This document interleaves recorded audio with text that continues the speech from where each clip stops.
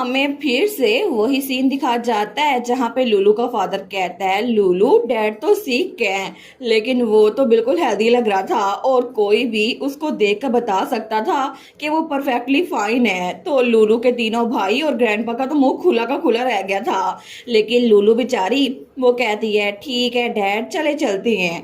और तब वो अपने डैड का हाथ पकड़ती है, वो कहती है वैसे भी आपकी तबीयत ठीक नहीं है और आप खाना भी खा नहीं सकते, इसी वजह से मुझे आपके साथ चलना होगा। मैं आपकी बेटी हूं ना, तो मुझे आपकी देखभाल करनी पड़ेगी।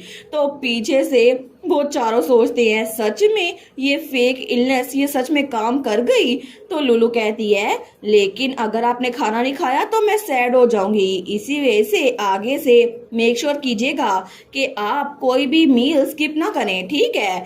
तो लुलू का फादर पीछे देखता है और उन चारों की तरफ देखकर विक्ट्री की स्माइल करता है, वो कहता है ठीक है मैं ऐसा ही करूंगा। तो लुलू पीछे अपने भाइयों को कहती है ब्रदर्स प्लीज ग्रैंडपा को सपोर्ट कीजिएगा और आप लोग अपनी वॉक को एंजॉय करें। लेकिन सारे के सारों के मुंह खुल गए थे। तो सारे सोचते हैं ग्रेटेस्ट स्कैमर किटन, उसने यंगेस्ट को चुरा लिया और हमारी लुलू वो तो अपने फादर के साथ जा रही थी लेकिन उसका फादर तो बड़ी चालाक सी बिल्ली लग रहा था उन्हें। तो हमारी हीरोइन कहती है अपना ख्याल रखिएगा ग्रैंडपा। लेकिन तब हमें इचेसिस मर्सनरी ग्रुप दिखा जाता है। तो तब वहाँ मर्सनरी ग्रुप का हेड बैठा हुआ था। तो लुलू वो रूप बदल के आई थी, वो कहती है सॉरी मैं लेट हो गई। तो वो कहता है क्या कुछ हुआ था। तो हमारी हीरोइन कहती है बस मैं एक बिल्ली का ख्याल रख रही थी। वो कहता है एक बिल्ली का। हमारी हीरोइन सोचती है बिल्कुल मेरे डैड तो बिल्कुल बिल्ली की तरह है, लेकिन फिर भी वो तो बहुत ज्यादा हेल्दी हैं और इनके तो 6 पैक्स भी हैं।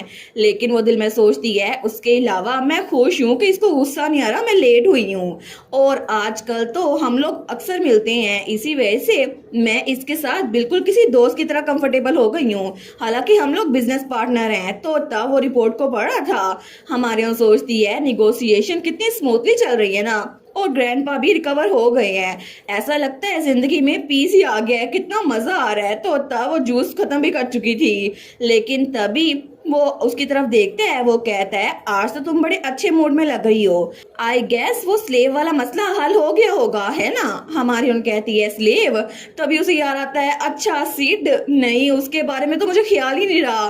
तो वो कहता है क्या मतलब क्या तुम उस बारे में भूल गई थी। तो लुलू कहती है नहीं नहीं बस अचानक से इतने दिनों में बहुत कुछ हुआ था ना। वो दिल में सोचती है सीरियसली क्लैटी के इतने पंगों के बावजूद भी इतना सब कुछ हो गया और ईचन को तो बहुत ज्यादा रोमांटिक स्टोरीज सुनना पसंद है। वो कहती है काम डाउन। लेकिन वो सोचती है ऐसा लगता है शायद वो चाहता हो कि सिड के साथ जो कुछ भी हुआ था ना मैं उसको सीक्वल बताऊं और ये तो सच में मेरे साथ एक फेलो रोमांस गीक है। वो कहता है अच्छा, लेकिन हमारी हम सोचती है मुझे फिर भी इसके लिए बुरा लग रहा है क्योंकि मेरा और सिड का रिलेशनशिप ऐसा बिल्कुल नहीं है, हमारा तो रोमांस थ्रिलर वाला रिलेशनशिप है। तो तब वो सोचती है रोमांस अच्छा तो मुझे कोई रोमांस स्टोरी सुनानी चाहिए इसको, लेकिन मैं लेट हुई थी ना इसी वजह से मुझे इसे ह्यूमर करना चाहिए। तभी उसे अपने फादर का ख्याल आता है जिसने कहा था ऑफ कोर्स तुम्हारी मॉम को पहले मैंने परसुए किया था। वो सोचती है बिल्कुल मुझे यही कहानी सुनानी चाहिए। तो हमारे उन कहती है हे, वो उसकी तरफ देखता है। तो हमारे उन कहती है तुम्हें क्या लगता है कि अगर कोई इंसान कोई लड़का बहुत ज़्यादा इमोशनली डेंस हो और उसको पता ना हो उसके दिल में क्या चल रहा है तो फिर लड़की को क्या करना चाहिए।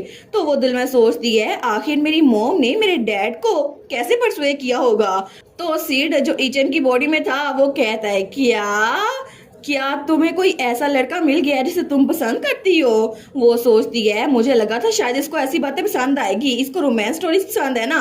वो कहती है नहीं नहीं ये मेरी बात नहीं है, ये मेरी एक दोस्त की बात है, दोस्त की। तो इचैन कहता है अच्छा तो ये रीजन कि तुम्हारी दोस्त उस स्लेव के बारे में भूल गई क्योंकि उसे कोई इमोशनली डेंस आदमी मिल गया था जो अचानक से यहाँ पर आ गया। लुलू कहती है नहीं नहीं वो तो मेरी दूसरी दोस्त की बात थी, अभी ये वाली दोस्त अलग है। वो कहता है उस आदमी पे गिव अप कर दो। हमारी कहती है क्या। वो कहता है ये ऑब्वियस है कि उसमें कोई भी चार्म नहीं है, वो बिल्कुल इमोशनली डेंस है ना तो उसे दूर रहना ही अच्छा है और वो तो बिल्कुल पुरयकीन था। लुलू सोचती है क्या उसे दूर रहना चाहिए, आखिर इसको इस बारे में पता ही क्या है, वो मेरे डैड है। वो कहती है तुम्हें क्या पता है, तुम जानते ही क्या हो। वो आदमी बहुत ज़्यादा हैंडसम है, उसकी ग्रेट बॉडी है, वो तो बहुत ही ज़्यादा रिच है और उसका सोशल स्टेटस भी बहुत ज़्यादा हाई है। इसके अलावा वो बहुत ज़्यादा कैपेबल और स्ट्रॉन्ग भी है। इसके अलावा वो बिल्कुल सिंगल माइंडेड है, वो किसी और लड़की की तरफ देखता भी नहीं है। और तुम कह रहे हो उसमें कोई चार्म नहीं है। एग्जैक्टली हर एक लड़की के हस्बैंड मटेरियल के यही चार्म्स होते हैं, तुम्हें नहीं पता। वो सोचती है इसको पता भी है मेरे डैड कितने चार्मिंग है, वो तो ट्रेडिशनल नॉर्दर्न ड्यूक है जिनमें अनएक्सपेक्टेड चार्म है। हालांकि वो बाहर से बड़े खतरनाक लगते हैं लेकिन अंदर से बिल्कुल बिल्ली की तरह सॉफ्ट है। तो वो कहता है अच्छा तो तुम्हें कोई ऐसा पसंद आ गया, तुम भी उसके साथ रहना चाहती हो। तो हमारे उन कहती है कौन नहीं चाहेगा कि वो उसके साथ रहे, लेकिन ऑफ कोर्स इसको ये नहीं पता ना वो मेरे फादर हैं, और ये तो violation of basic human ethic होगी ना, क्योंकि वो मेरे फादर हैं जो मेरी मॉम को पसंद करते थे। मैं तो सिर्फ इसको रोमांस स्टोरी बताने के लिए कह रही थी। तो वो कहता है अच्छा एक आदमी जो बहुत ज्यादा हैंडसम हो, उसकी ग्रेट बॉडी हो, वो बहुत ज्यादा रिच हो और हाई सोशल स्टेटस रखता हो, इसके अलावा वो बहुत ज्यादा मिलिट्री पावर रखता हो और सिंगल माइंडेड हो, किसी और लड़की की तरफ मत देखे। क्या सच में ऐसे लोग तुम्हारी टाइप के हैं? हमारी ओर सोचती है जरा इसको देखो सही, सारी चीजें गिनवा दी है और इसको लगता है कि ये फैंटेसी है, किसी को पसंद नहीं आएगी। तो वो कहता है अच्छा इसके अलावा तुम्हें और क्या पसंद है? हमारन कहती है वेल, वो सोचती है बस इतना काफी नहीं है, यही सब कुछ तो होता है किसी भी कहानी के मेन लीड में। तो तब उठते हुए कहता है बिल्कुल बाकी सब कुछ ठीक है, लेकिन अगर कोई इंसान अपनी फीलिंग्स के बारे में डेंस है तो सच में वो तुम्हारी टाइप नहीं होना चाहिए। तो लुलू कहती है लेकिन क्यों, इसकी क्या वजह है? लेकिन जब वो देखती है तो उसके पास ही आके खड़ा हो गया था। तो तब उसको देखकर स्माइल भी कर रहा था और ब्लश भी। हमारी लुलू सोचती है क्या ये मुझे देखकर ब्लश क्यों कर रहा है, लेकिन तब वो कुछ नहीं बोलती और वो उसके पास ही खड़ा था। लुलू सोचती है कहीं ये मेरे साथ फ्लर्ट तो नहीं कर रहा, लेकिन तब हमें रात का वक्त दिखा जाता है। तो तब वो अपनी फैमिली के साथ डिनर कर रही थी, तो सारी आराम से चुप करके खाना खा रहे थे। तो लूलू बेचारी वो तो दोपहर के वाकये के बारे में सोची जा रही थी। वो सोचती है मुझे लगता है मैं जरूर चीजें इमेजिन कर रही होंगी, वरना ऐसा हो ही नहीं सकता कि वो मुझ में इंटरेस्टेड हो, कहीं हम लोग फ्लर्ट तो नहीं कर रहे थे। तो तब लूलू तो बड़ी कंफ्यूज थी। वो सोचती है मुझे सच में इस बारे में कुछ भी नहीं पता, जब दूसरों के रोमांस की बारी आती है ना तो मैं तो बिल्कुल एक्सपर्ट हूँ, लेकिन जब मेरे अपने रोमांस की बारी है तो मुझे कोई क्लू नहीं है। मैं तो अपनी पास्ट लाइफ में भी सिंगल थी और प्रेजेंट लाइफ में भी सिंगल हूँ। वो सोचती है इचैन मैंने कभी भी उसको रोमांटिकली नहीं देखा, लेकिन वो तो बहुत ज्यादा अच्छी कम्युनिकेशन करता है और उसके लुक्स भी बड़े हैंडसम है। मुझे पता है ये उसके रियल लुक्स नहीं है, लेकिन फिर भी वो तो बड़ा चार्मिंग लगता है। तो तभी वो अपनी फैमिली में अपने भाइयों की तरफ देखती है। वो सोचती है मेरे तीनों भाई, इनको भी तो बहुत सारी कन्फेशंस मिली होंगी है ना, लेकिन वो तीनों आराम से खाना खा रहे थे। तो लुलू सोचती है जैसे कि यंग लेडीज का रिएक्शन था ना डांस फेस्टिवल में, ये तो क्लियर है मेरे तीनों भाई बड़े पॉपुलर है। तो तब उनसे कहती है हे बाय एनी चांस क्या तुम तीनों में से किसी ने कभी डेट किया है? तो वहां पर खाना खाते खाते उसके तीनों भाई और डैड वो खाना खाना बंद कर देते हैं। तो हमारे उन सोचती है वेल क्या ही फर्क पड़ता है, अगर ये पॉपुलर है और इनको कन्फेशंस मिलती हैं, पूरा दिन तो ये मेरे साथ रहते हैं, ऐसा हो ही नहीं सकता कि इनके साथ कोई भी डेट करता हो। तो वो कहती है नहीं नहीं नेवर माइंड, मसला हल हो गया है। और तब उठते हुए कहती है वैसे भी मेरा पेट फुल हो गया है तो मैं अंदर जाकर रेस्ट करती हूँ, ठीक है। तो तब वहां से भाग गई थी। तो पीछे उसकी सारी की सारी फैमिली उसको देखती है।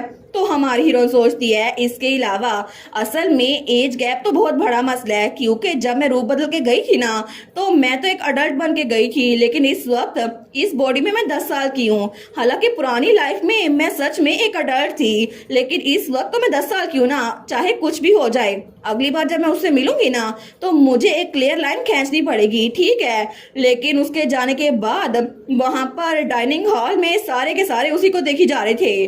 तो उसका बड़ा भाई एक्जियोन कहता है अचानक से हमारी बहन ने रोमांस की बातें करना क्यों शुरू कर दी और फिर अचानक से बंद भी कर दी, कितना सस्पिशियस है। तो उसका फादर वहां पर टेबल पे फोक मारते हुए कहता है आखिर किसकी हिम्मत हुई कि हमारे लूलो पे नजर रखे। तो तभी एरिस भी कहता है मैंने सुना था कि डांस फेस्टिवल में तकरीबन 10 कपल्स तो बन ही चुके हैं। तो उसका भाई कहता है क्या ऐसा क्या, वो लोग वहां पे compete करने गए थे या फिर डेट करने? तो तभी उनमें से कोई कहता है डेटिंग अभी उसके लिए बहुत ज्यादा जल्दी हो जाएगी, उससे अपनी फैमिली के साथ रहना चाहिए। तो सारे उस तरफ देखते हैं तो वो था ग्रैंडपा। जो पहले अपना मुंह साफ करता है और फिर स्माइल करता है। वो सोचता है इनको भी बिल्कुल वैसा फील हो रहा है जैसे इनिस के इनके फादर को चूज करने के बाद मुझे फील हो रहा था। लेकिन तब वो एक और बात से भी खुश था। वो सोचता है मुझे नहीं पता जब मैं बीमार था ना तो मेरी फैमिली एक बन गई, तीनों कितने अच्छे से बात कर रहे हैं। और ड्यूक भी उसके ख्याल में स्माइल करा था, लेकिन वो सारे के सारे लूलू के बारे में फिक्रमंद थे। और तब दूसरी तरफ हमारी हीरोइन हमें बताती है मैंने ये सब कुछ सोचा तो था, लेकिन अचानक से ये कैसे हो गया मुझे पता ही नहीं चला। और कुछ अरसे बाद वहां पर कोई उसके बालों से पेडल उठा रहा था और तब वो एम्पीरियल पैलेस में खड़ी थी। वो सोचती है अचानक से ये हवा ऐसे क्यों चलने लग गई। और इसी के साथ ये वाला पार्ट यहीं पर ख़त्म। तो आप लोग बताइएगा आप लोग को ये पार्ट कैसा लगा, और वीडियो को लाइक और चैनल को सब्सक्राइब लाजमी कीजिएगा। बाकी वीडियोस का लिंक भी स्क्रीन पर नज़र आ रहा होगा, तो काइंडली उनको भी चेकआउट कर ले। और thank you so much for watching my videos. Stay safe, bye bye.